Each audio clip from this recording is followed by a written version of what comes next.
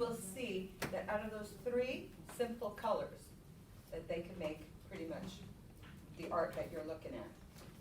The masters did not like to use black because black was actually an absence of color and was too harsh for their pieces. They rarely used black. What they did do was mix the 2, and this is a new term, complementary colors. So if you take the opposite colors, when you do a color wheel at home, where you take your 3 primary colors, then you mix in your secondary colors, the exact color on the opposite of that color wheel is the 2 colors that they would mix to do the shadows and the darks on their pieces. Okay. Okay. Sweet spot. I'll go through these with the classes. This is our Picasso class, and this is one of my pieces. I can sign it for someone if they want to take it home. So we learn how to frame a piece of art and make it feel like it's sitting in some sort of environment.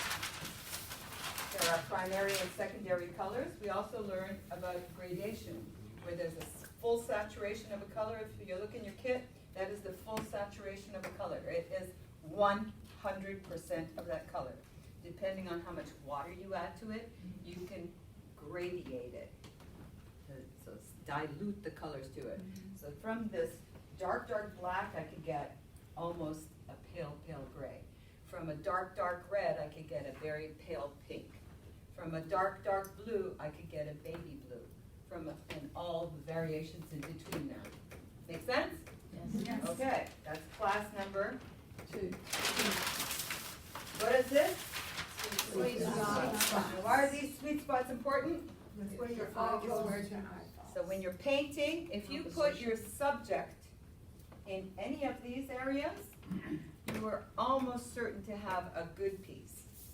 A piece that you'll be happy with. If you stick it in the middle, unless you're, who does a lot of odd work? Dolly. No, actually I'm thinking more like Andy Warhol. Just like, you know, his can is right in the middle. Marilyn Monroe's face is right in the middle. So unless you have a different slant and you're there already, hanging at the mat or MoMA, please go ahead and continue your work. I have nothing to teach you. Okay, brushes. What kind of brush is this? What kind of brush is this? Flat. Or a broom. What's that? Sort of. A knife. And what's that? Rigger. Rigger. We love our riggers. Okay. What did we learn here in this class? Shading.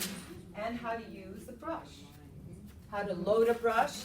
That with a brush, and this I used a flat brush, with a flat brush you can put paint on or take paint off. Today's lesson is going to be, these are some of my pieces. Some are still available. Just look on my website.